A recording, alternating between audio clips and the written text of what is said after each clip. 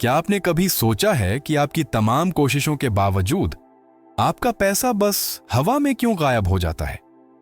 क्या होगा अगर मैं आपको बताऊं कि 16 ऐसे छिपे हुए जाल हैं जो आपकी जानकारी के बिना ही आपकी तिजोरी खाली कर रहे हैं? इस वीडियो में मैं आपको इन जालों को पहचानने और खत्म करने का तरीका दिखाऊंगा, वो भी उन सिद्धांतों का उपयोग करके जो न केवल आपकी जेब की रक्षा करते हैं बल्कि आपको उस वित्तीय स्वतंत्रता की राह पर भी तेजी से आगे बढ़ाते हैं जिसकी आप इतनी इच्छा रखते हैं। ये रणनीतियां दुनिया के सबसे अमीर और सबसे बुद्धिमान लोगों में से एक वॉरेन बफेट की शिक्षाओं से प्रेरित हैं। बफेट ने हमेशा कहा है कि पैसे का पहला नियम है उसे खोना नहीं, और आज हम उसी नियम को उन चीजों पर लागू करने जा रहे हैं जो आपके फाइनेंस को बर्बाद कर रही हैं। इस वीडियो के दौरान हर एक आइटम आपके लिए एक सुरक्षित वित्तीय भविष्य बनाने की चाबी होगा, और आखिरी वाला जो केवल अंत में बताया जाएगा इतना शक्तिशाली है कि यह पैसे को संभालने का आपका तरीका हमेशा के लिए बदल सकता है। तो प्रो बफे HQ पर मेरे साथ अंत तक बने रहें, क्योंकि सबसे महत्वपूर्ण रहस्य आखिरी मिनटों के लिए बचाया गया है। और मेरा विश्वास मानिए, यह वह वीडियो हो सकता है जो अंततः आपके वित्तीय जीवन को बदल दे। चलिए 16वें आइटम से शुरू करते हैं, बिना जरूरत के थोक में सामान खरीदना। मैं आपसे कुछ पूछता हूं, कितनी बार आप दुकान पर एक जंबो पैक देखते हैं और सोचते हैं, वाह क्या डील है, यह स्मार्ट लगता है ना? लेकिन यहीं पर एक जाल है। अगर आप सावधान नहीं रहे तो वह डील आपकी प्लेट के बजाय कूड़ेदान में जा सकती है। यह सब तब तक मजेदार लगता है जब तक कि आधा खाना आपके छूने से पहले ही खराब ना हो जाए। और क्या आपको पता है, हम भारतीय भी हर साल अपने भोजन का लगभग 30 से 40% बर्बाद कर देते हैं। यह वो पैसा है जिसे हम कूड़े में फेंक रहे हैं। सोचिए, आपने सलाद का वह बड़ा पैकेट उठाया क्योंकि वह प्रति ग्राम सस्ता था, लेकिन हफ्ते के बीच में ही पत्ते एक दुखद गीले ढेर में बदल गए। तो वे कुछ अतिरिक्त रुपये जो बचाए थे गए। इसे कई शानदार डील्स से गुणा करें और आपके पास अपने फाइनेंस पर एक छोटा सा चोर है जिसे पकड़ना मुश्किल है। यहां एक ट्रिक है, केवल तभी थोक में खरीदें जब इसका वास्तव में मतलब हो। चावल या पास्ता जैसी चीजें स्टॉक करें जो जल्दी खराब नहीं होती। खराब होने वाली चीजों के लिए पहले से योजना बनाएं। क्या आप सच में उन सभी केलों को भूरा होने से पहले खा लेंगे? यदि नहीं तो कम खरीदें या उन्हें स्मूदी के लिए फ्रीज कर दें। अपने भोजन की योजना बनाना और एक लिस्ट पर टिके रहना आपको किसी भी थोक छूट से अधिक पैसा बचा सकता है। अब असली बात यह है, यह सिर्फ पैसा बचाने के बारे में नहीं है, यह नियंत्रण में महसूस करने के बारे में है। हर एक रुपया जो आप बर्बाद नहीं करते हैं वह 1 रुपया है जिसे आप किसी ऐसी चीज में लगा सकते हैं जो मायने रखती है, आपकी बचत, निवेश या यहां तक कि एक सपनों की छुट्टी। और चलिए ईमानदार रहें, भोजन फेंकना बहुत निराशाजनक है ना? अगर यह आपको चौंकाने वाला लगा तो अगले आइटम के बारे में जानने तक इंतजार करें। यह कुछ ऐसा है जो लगभग सभी को किसी न किसी समय अपनी चपेट में ले लेता है, इंपल्स बाइंग, यानी बिना सोचे समझे खरीदारी। मेरे साथ बने रहें, क्योंकि जो मैं बताने वाला हूं वह आपके पैसे को संभालने का तरीका पूरी तरह से बदल सकता है।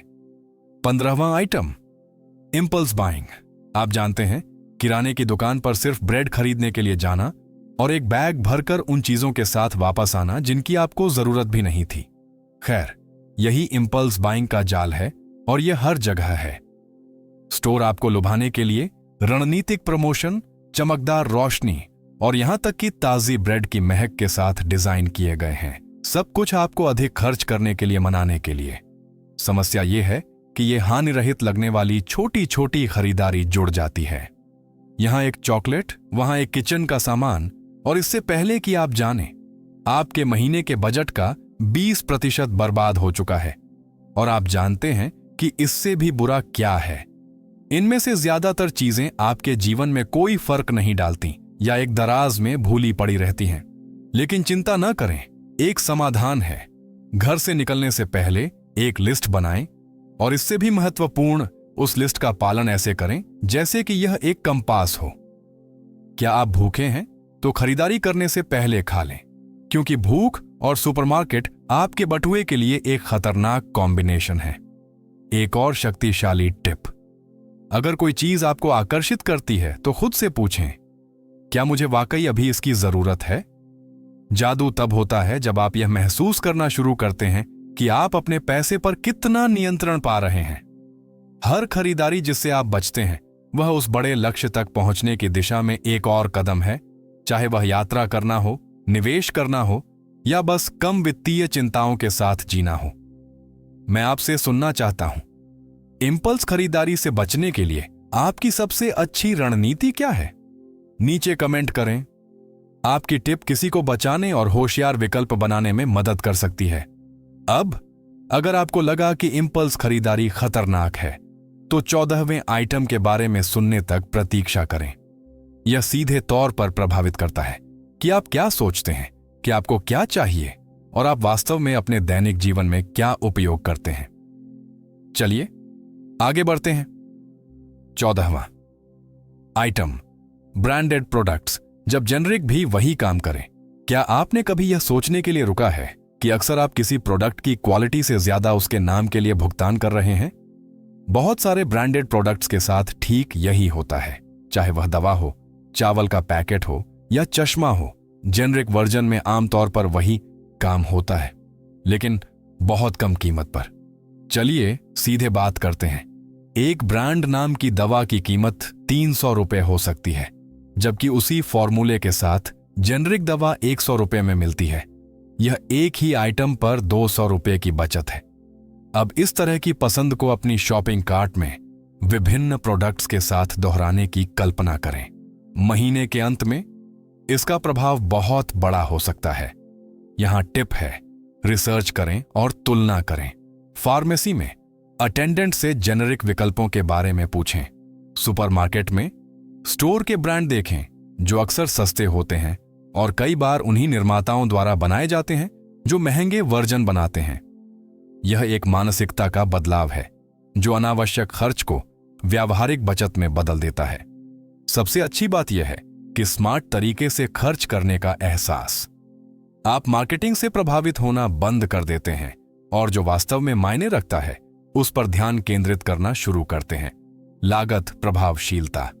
हर बचाया गया रुपया एक ऐसा रुपया है जो आपके इमरजेंसी फंड में जा सकता है या एक ऐसे निवेश में जो आपके पैसे को बढ़ाएगा। और अगर जेनरिक ब्रांडों के साथ बचत करना समझ में आता है तो अगला आइटम आपकी आंखें एक मूक दुश्मन के लिए खोल देगा, बैंक और क्रेडिट कार्ड की फीस।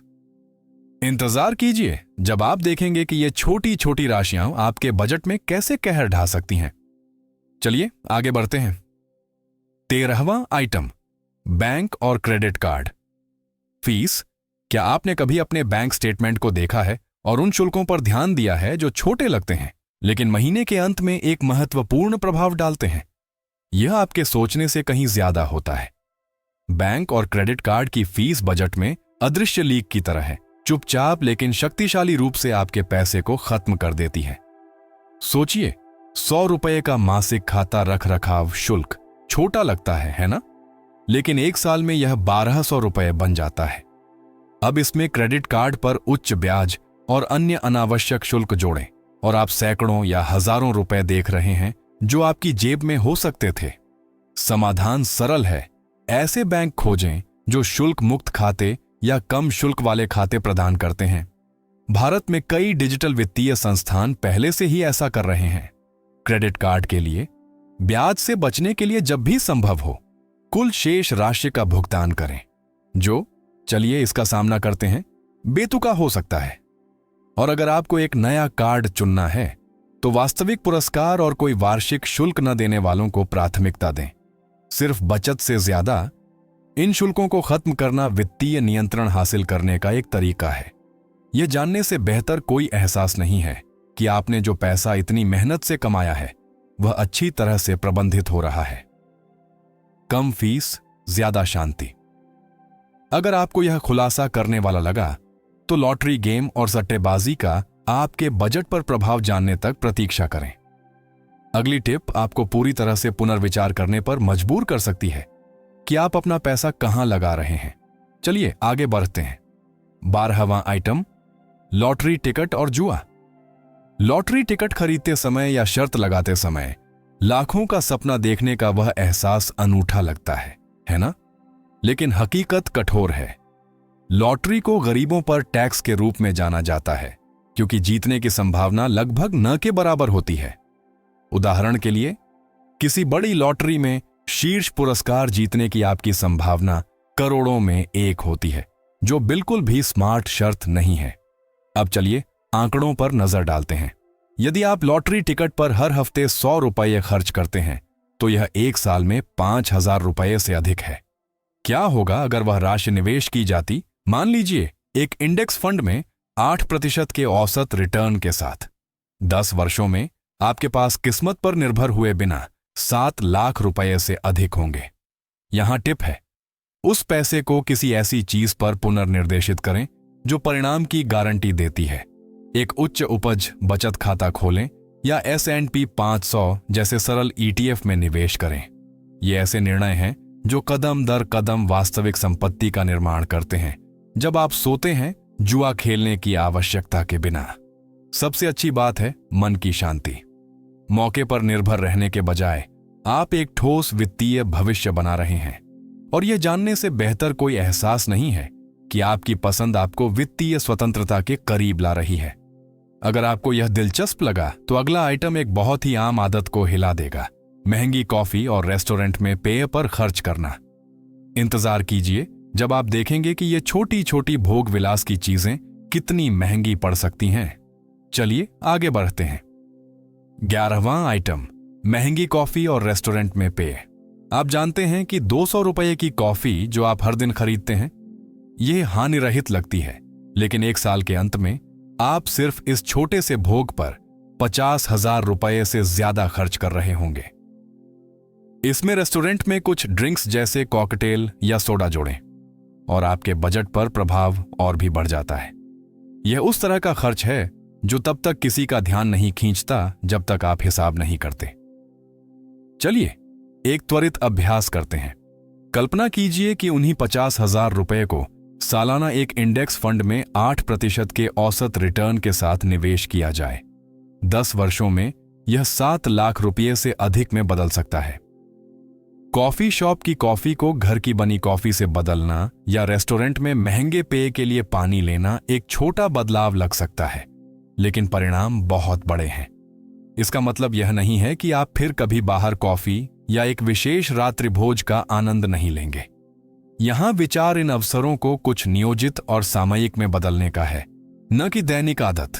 आप उदाहरण के लिए घर पर अपना पसंदीदा पेय तैयार कर सकते हैं या दोस्तों को अधिक किफायती हैप्पी आवर के लिए आमंत्रित कर सकते हैं। मुख्य बिंदु जागरूकता है। पैसे के साथ आप जो भी चुनाव करते हैं वह आपकी वित्तीय स्वतंत्रता की ओर एक कदम हो सकता है, और वास्तव में महत्वपूर्ण खर्चों को प्राथमिकता देना सीखना नियंत्रण की एक भावना लाता है जो कोई भी पेय नहीं दे सकता। अब अगर कॉफी और पेय में कटौती करने से ही आपको सोचने पर मजबूर कर दिया है तो 10वें आइटम के बारे में सुनने तक प्रतीक्षा करें।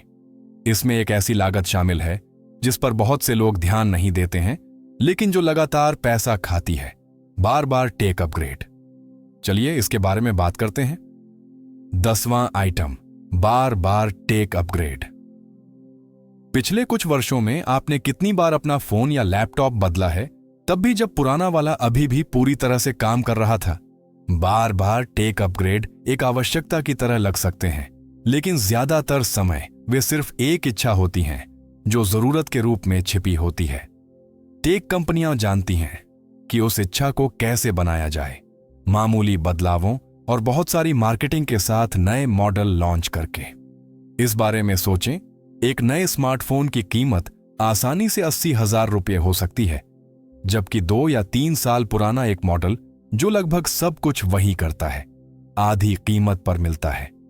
यदि आप हर रिलीज के साथ डिवाइस बदलने की आदत अपनाते हैं तो आप हजारों रुपये टेबल पर छोड़ रहे हैं, पैसा जो एक निवेश में आपके लिए काम कर सकता था या कुछ अधिक महत्वपूर्ण के लिए इस्तेमाल किया जा सकता था।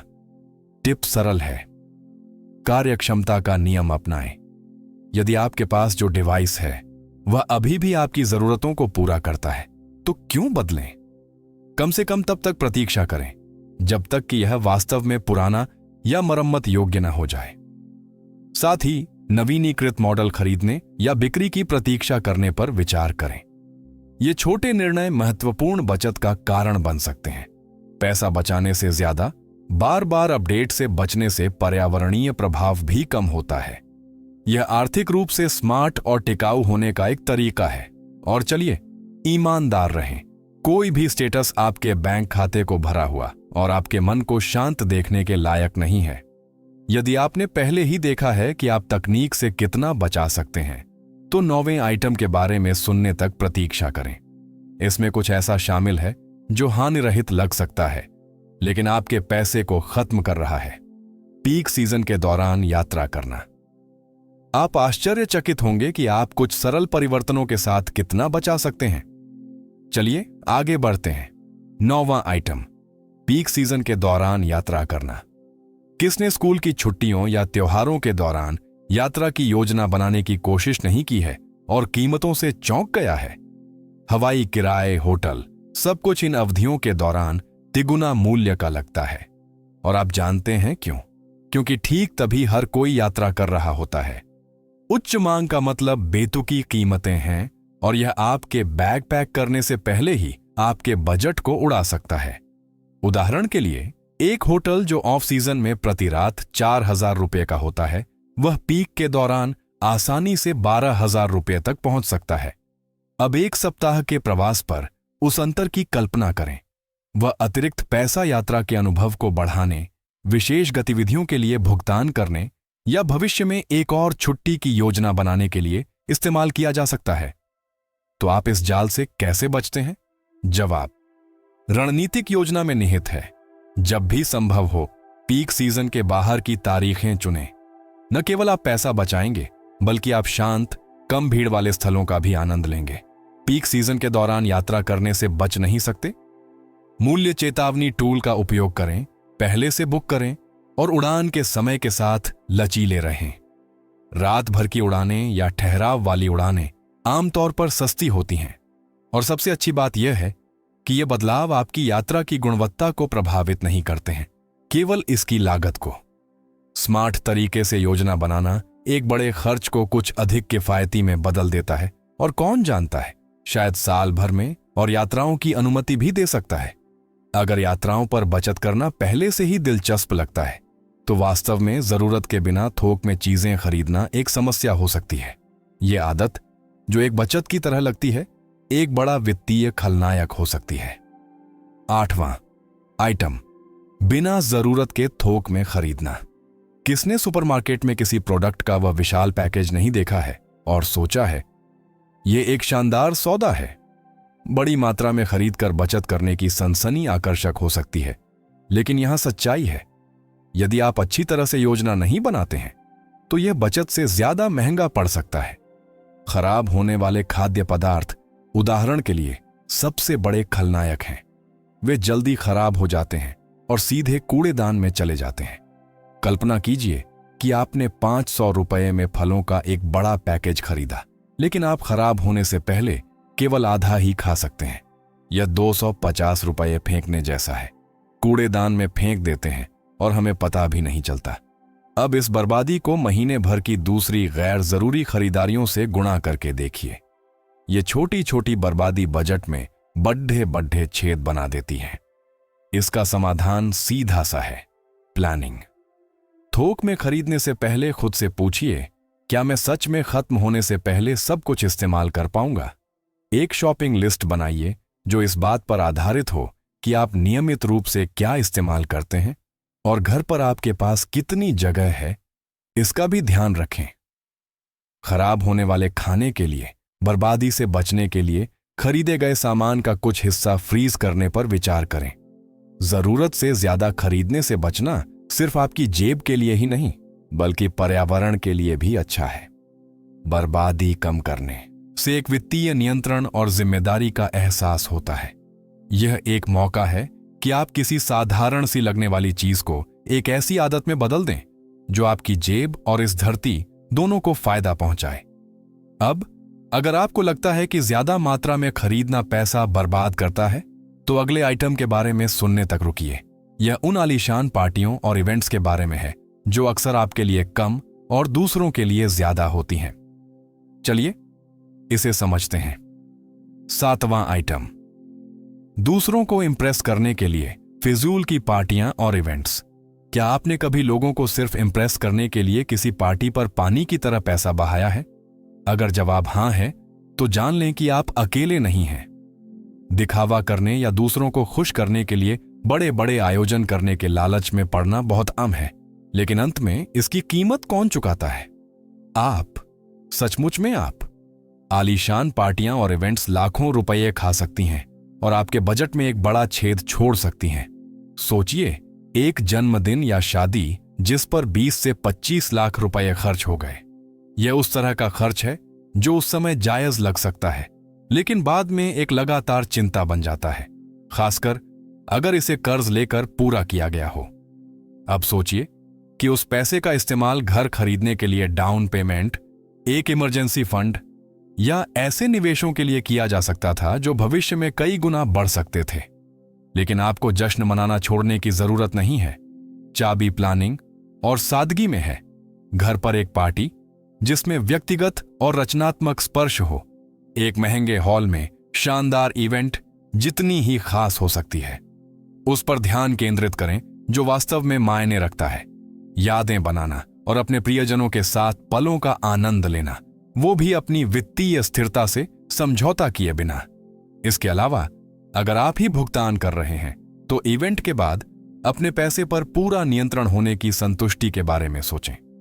अनावश्यक खर्चों से बचने से आप अधिक हल्के ढंग से जी पाते हैं, यह जानते हुए कि आपके आज के फैसले एक अधिक सुरक्षित भविष्य बनाने में मदद कर रहे हैं।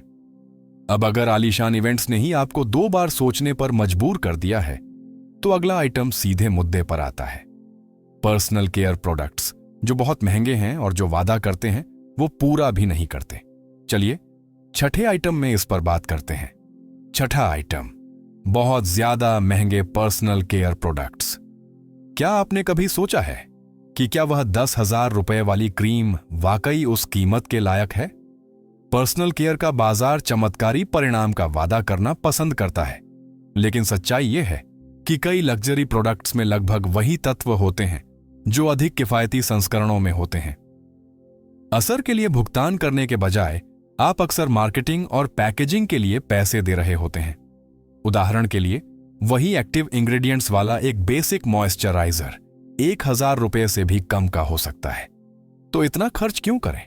बेशक अपनी त्वचा की देखभाल करना महत्वपूर्ण है, लेकिन निरंतरता और अच्छे लागत लाभ वाले प्रोडक्ट्स पर ध्यान केंद्रित करना ज्यादा समझदारी है।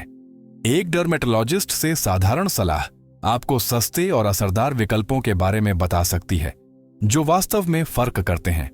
समाधान सरल है। खरीदने से पहले लेबल पढ़ें और रिसर्च करें। खुद से पूछें, क्या मुझे वाकई इसकी जरूरत है या मैं विज्ञापन से प्रभावित हो रहा हूं? एक और मूल्यवान टिप यह है कि कुछ महंगा खरीदने से पहले छोटे साइज या सैंपल से शुरुआत करें। इससे बर्बादी से बचते हैं और आपको पैसे बचाने में मदद मिलती है। पैसे बचाने के अलावा बुनियादी और कार्यकारी प्रोडक्ट्स चुनने से उन दर्जनों आइटम्स से निपटने का तनाव कम होता है जो आपके बाथरूम में जगह घेरते हैं। कम ही ज्यादा है, आपकी जेब और आपकी दिनचर्या दोनों के लिए। अगर आपने इन खर्चों का असर देख लिया है, तो अगले आइटम के बारे में सुनने तक रुकिए। 5वें आइटम में एक ऐसा वित्तीय अपव्यय शामिल है जो इतना आम है कि बहुत से लोग इसे महसूस भी नहीं करते। जरूरत से ज्यादा बद्धे घर रखना। चलिए इसे समझते हैं। 5वां आइटम, जरूरत से ज्यादा बद्धे घर। क्या आपको वाकई अपने घर में उतनी जगह की जरूरत है? कभी कभी एक बड़ा घर कामयाबी की निशानी लगता है, लेकिन सच्चाई यह है कि बड़े स्पेस के साथ बड़ी लागतें भी आती हैं। ज्यादा टैक्स, ज्यादा बिजली बिल, अतिरिक्त फर्नीचर और लगातार मेंटेनेंस। और आप जानते हैं कि सबसे बुरा क्या है? अक्सर उस जगह का आधा हिस्सा इस्तेमाल भी नहीं होता है। सोचिए, एक घर जिसकी कीमत 2 करोड़ रुपए है, उस पर टैक्स, बीमा और मेंटेनेंस में सालाना 5 लाख रुपए से ज्यादा लग सकते हैं, जबकि एक छोटा और ज्यादा फंक्शनल घर इसकी आधी कीमत का हो सकता है और फिर भी आपकी जरूरतों को पूरी तरह से पूरा कर सकता है। बचाया गया पैसा सीधे आपके रिटायरमेंट फंड, निवेश या सपनों की यात्रा पर जा सकता है। समाधान यह है कि आप अपने घर के आकार का पुनर्मूल्यांकन इस आधार पर करें कि आप वास्तव में क्या उपयोग करते हैं। यदि आपके पास पहले से ही जरूरत से बड़ा घर है तो विकल्पों पर विचार करने का समय आ सकता है। एक अतिरिक्त कमरा किराए पर देना या एक कॉम्पैक्ट जगह में चले जाना महत्वपूर्ण बचत कर सकता है और आपको अधिक वित्तीय स्वतंत्रता दे सकता है। अपनी जरूरतों के हिसाब से एक जगह पर रहने से अविश्वसनीय शांति मिलती है। ऊंचे बिलों के साथ कम तनाव, सफाई में कम समय और जो वास्तव में मायने रखता है उस पर ध्यान केंद्रित करने के लिए अधिक समय, जीवन का आनंद लेना और एक ठोस भविष्य का निर्माण करना। और क्या आपने कभी छोटे घर में जाने के बारे में सोचा है या आप इस अनुभव से गुजर चुके हैं? नीचे कमेंट करके बताइए कि यह फैसला कैसा था और इसने आपके फाइनेंस पर क्या असर डाला। आपकी कहानी दूसरों को प्रेरित कर सकती है जो ऐसा करने के बारे में सोच रहे हैं। अब अगर एक बड़े घर ने ही आपको सोचने पर मजबूर कर दिया है कि आप कहां खर्च कर रहे हैं, तो चौथे आइटम के बारे में सुनने तक रुकिए। यह उन छोटी महंगी आदतों से संबंधित है जो हानि रहित लगती हैं, लेकिन शायद आपके पैसे को आपकी सोच से कहीं ज्यादा खत्म कर रही हैं। चलिए आगे बढ़ते हैं। चौथा आइटम, महंगी आदतें जैसे कन्वीनियंस स्टोर से खरीदारी। आप जानते हैं, कन्वीनियंस स्टोर पर वे त्वरित खरीदारी वे महत्वहीन लगती हैं। यहां एक पानी की बोतल, वहां चिप्स का एक पैकेट, लेकिन ये छोटे खर्च जुड़ सकते हैं और एक वास्तविक वित्तीय जाल बन सकते हैं। कन्वीनियंस स्टोर के साथ समस्या यह है कि आप सुविधा के लिए भुगतान करते हैं और यह सुपरमार्केट में उन्हीं वस्तुओं को खरीदने की तुलना में बहुत अधिक लागत पर आता है। उदाहरण के लिए, एक पानी की बोतल जो कन्वीनियंस स्टोर पर 50 रुपये की मिलती है, वही सुपरमार्केट से बड़ी मात्रा में खरीदने पर सिर्फ 15 से 20 रुपये की पड़ी आ सकती है। अब इसे महीने भर की कई खरीदारियों से गुणा करें। हम सैकड़ों या हजारों रुपए की बात कर रहे हैं जिन्हें बचाया जा सकता है या एक इमरजेंसी फंड या निवेश में लगाया जा सकता है। समाधान है प्लानिंग। जब भी संभव हो, घर से नाश्ता और पानी लेकर जाएं। एक दोबारा इस्तेमाल होने वाली बोतल में निवेश करें और उसे फिल्टर किए हुए पानी से भरें। पैसे बचाने के अलावा आप पर्यावरण की भी मदद कर रहे हैं और कन्वीनियंस स्टोर से तब तक बचें जब तक कि यह वास्तव में आवश्यक न हो। याद रखें, ये स्टोर आपको बचाने में मदद करने के लिए नहीं बने हैं, बल्कि आपके जीवन को आसान और अधिक महंगा बनाने के लिए बने हैं। इन आदतों को खत्म करने का मतलब यह नहीं है कि आप हर सुविधाजनक चीज को छोड़ दें, बल्कि अपने खर्चों के प्रति अधिक जागरूक और रणनीतिक बने। घर से निकलने से पहले नाश्ता तैयार करने जैसे छोटे बदलाव लंबे समय में बहुत बड़ा अंतर ला सकते हैं। अब अगर वे छोटे खर्च ही चिंताजनक लगते हैं, तो तीसरे आइटम के बारे में सुनने तक रुकिए।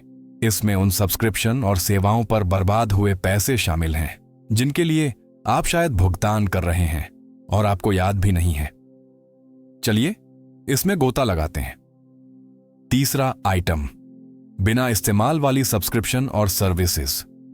क्या आपने कभी अपने बैंक स्टेटमेंट को देखा है और महसूस किया है कि आप उन सेवाओं के लिए भुगतान कर रहे हैं जिनके लिए साइन अप करना आपको याद भी नहीं है? स्ट्रीमिंग सेवाओं, जिम और एप्स जैसी बार बार होने वाली सब्सक्रिप्शन सुविधाजनक हैं, लेकिन खतरनाक भी हैं। वे चुपचाप हर महीने आपकी जेब से गायब हो जाते हैं। और सबसे बुरी बात, अक्सर आप जो भुगतान कर रहे हैं उसका उपयोग भी नहीं करते हैं। सोचिए, आप एक स्ट्रीमिंग सर्विस पर महीने के 500 रुपए खर्च कर रहे हैं जिसे आप देखते भी नहीं। एक साल में यह 6000 रुपए बर्बाद हो गए। अब इसे अन्य भूली हुई सब्सक्रिप्शन से गुणा करें, जैसे वह जिम जिसमें आपने कसम खाई थी कि आप जाएंगे, या वह प्रीमियम ऐप जो उस समय एक अच्छा विचार लगा था। जब जोड़ा जाता है तो संख्याएं डरावनी हो सकती हैं। समाधान नियमित समीक्षा में निहित है। अपने बैंक स्टेटमेंट की जांच करने और सभी आवर्ती शुल्कों की पहचान करने के लिए एक क्षण निकालें। जो आप उपयोग नहीं कर रहे हैं उसे तुरंत रद्द करें। ऐसी ऐप्स भी हैं जो आपकी सब्सक्रिप्शन को ट्रैक और मैनेज करने में मदद करती हैं। ये ऐसे उपकरण हैं जो समय और पैसा बचा सकते हैं। अनावश्यक सब्सक्रिप्शन में कटौती न केवल आपके बजट को राहत देती है, बल्कि वित्तीय नियंत्रण की भावना भी देती है। यह जानना कि हर रुपया अच्छी तरह से खर्च किया जा रहा है अविश्वसनीय रूप से संतोषजनक है। साथ ही बचाए गए पैसे से आप किसी ऐसी चीज में निवेश कर सकते हैं जो वास्तव में आपके लिए मायने रखती है। क्या आपने कभी कोई ऐसी सब्सक्रिप्शन रद्द की है जिसके बारे में आपको लगा कि वह इसके लायक नहीं थी? कमेंट्स में साझा करें कि आप उन सेवाओं की पहचान कैसे करते हैं जिनका आप उपयोग नहीं करते। आपका अनुभव ठीक वही हो सकता है जिसकी किसी को जरूरत है। यदि आपको यह जानकारी मूल्यवान लगी तो अगला आइटम और भी प्रभावशाली है। दूसरा आइटम बताता है कि कैसे ऑफ सीजन हवाई किराए और आवास आपके यात्रा करने और बचाने के तरीके को बदल सकते हैं। चलिए उस पर आते हैं। दूसरा आइटम, ऑफ सीजन फ्लाइट्स और होटल। क्या आपने कभी छुट्टियों या स्कूल की छुट्टियों के दौरान यात्रा की योजना बनाने की कोशिश की है और कीमतों से चौंक गए हैं? पीक सीजन के दौरान यात्रा करना सबसे महंगे वित्तीय विकल्पों में से एक है जो आप कर सकते हैं। मांग के कारण हवाई किराए और आवास की कीमतें 3 गुना हो जाती हैं, जिससे यात्रा जरूरत से कहीं ज्यादा महंगी हो जाती है। उदाहरण के लिए, एक हवाई टिकट जो ऑफ सीजन में 5,000 रुपये का होता है, वह क्रिसमस या गर्मियों की छुट्टियों में आसानी से 15,000 रुपये तक पहुंच सकता है। अब सोचिए कि आप सितंबर या अक्टूबर जैसे कम लोकप्रिय महीनों में उसी यात्रा की योजना बनाकर कितना पैसा बचा सकते हैं। यह साधारण तारीख परिवर्तन बजट में सारा अंतर ला सकता है। यहां टिप लचीलापन है। जब भी संभव हो, अपनी यात्राओं की योजना ऑफ सीजन के दौरान बनाएं। बचाने के अलावा आप भीड़ से बचेंगे और अधिक शांति के साथ स्थलों का आनंद लेंगे। गूगल फ्लाइट्स और स्काई स्कैनर जैसे उपकरण कीमतों की निगरानी करने और बुक करने का सही समय पहचानने में मदद करते हैं। एक और रणनीति सबसे अच्छी दरों को सुरक्षित करने के लिए पहले से आवास बुक करना है। ऑफ सीजन में यात्रा करने का मतलब अनुभव से समझौता करना नहीं है। इसके विपरीत, इसका मतलब है कम में अधिक का आनंद लेना। बचाए गए पैसे से आप अपनी यात्रा में विशेष अनुभव जोड़ सकते हैं या बस इसे अगले गंतव्य के लिए बचा सकते हैं। और अगर पीक सीजन की यात्रा पहले से ही महंगी लग रही थी, तो अगला आइटम आपको कारों की लागतों पर फिर से सोचने पर मजबूर कर देगा। यह आखिरी आइटम है और एक बहुत ही आम वित्तीय गलती से संबंधित है, महंगी कारों में निवेश करना। चलिए उस पर बात करते हैं। पहला आइटम, लग्जरी कारों में निवेश करना। किसने एक लग्जरी कार चलाने का सपना नहीं देखा है? वे मॉडल जो सिर घुमा देते हैं, जैसे Tesla model S, BMW 7 series या मर्सिडीज बेंज एस क्लास। लेकिन यहां हकीकत है, इन कारों को खरीदने में ही नहीं बल्कि मेंटेन करने में भी बहुत पैसा लगता है। साथ ही वे तेजी से अपनी कीमत खो देती हैं, जिससे आपका निवेश गायब हो जाता है। उदाहरण के लिए, एक 80 लाख रुपये की कार इस्तेमाल के पहले ही साल में 20 से 25 लाख रुपये तक की कीमत खो सकती है। यह वह पैसा है जिसे आप कभी वापस नहीं पा सकेंगे। इस बीच एक भरोसेमंद और किफायती मॉडल जैसे टोयोटा कैमरी या होंडा एकॉर्ड इसकी 1/3 कीमत पर आ सकता है और बहुत कम रखरखाव लागत के साथ वर्षों तक चल सकता है। सही चुनाव करके आप न केवल खरीद पर बल्कि बीमा और टैक्स पर भी बचत करते हैं। टिप स्पष्ट है, एक लग्जरी कार के आकर्षण को आपको अंधा न करने दें। एक ऐसा वाहन चुनें जो आपके बजट में फिट हो और आपकी वास्तविक जरूरतों को पूरा करे। उत्कृष्ट स्थिति में पूर्व स्वामित्व वाली या इस्तेमाल की गई कारें स्मार्ट और किफायती विकल्प हो सकती हैं। साथ ही एक सुनहरा नियम अपनाएं, अपनी सालाना आय के 10% से ज्यादा कार्य पर खर्च करने से बचें। यह सरल समायोजन आपको बहुत सारे वित्तीय सिरदर्द से बचा सकता है। एक अधिक सस्ती कार रखना स्टाइल या महत्वाकांक्षा की कमी का संकेत नहीं है। इसके विपरीत, यह एक ऐसा विकल्प है जो परिपक्वता और योजना को दर्शाता है।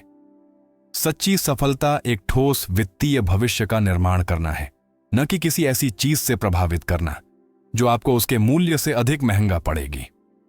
अब जब आपने अपने वित्तीय जीवन को बदलने के लिए ये रणनीतियां सीख ली हैं, तो मैं जानना चाहता हूं कि आप आज कौन सी लागू करना शुरू करेंगे। इसे कमेंट्स में बताइए। मैं सभी कमेंट्स पढ़ता हूं। अगर आप ऐसी और टिप्स चाहते हैं तो यहां कमेंट करें और मैं इसका पार्ट 2 लेकर आऊंगा। प्रो बफेट HQ चैनल को सब्सक्राइब करना और नोटिफिकेशन चालू करना न भूलें, ताकि आप अपनी वित्तीय स्वतंत्रता प्राप्त करने के तरीके सीखते रहें। अगली बार मिलते हैं।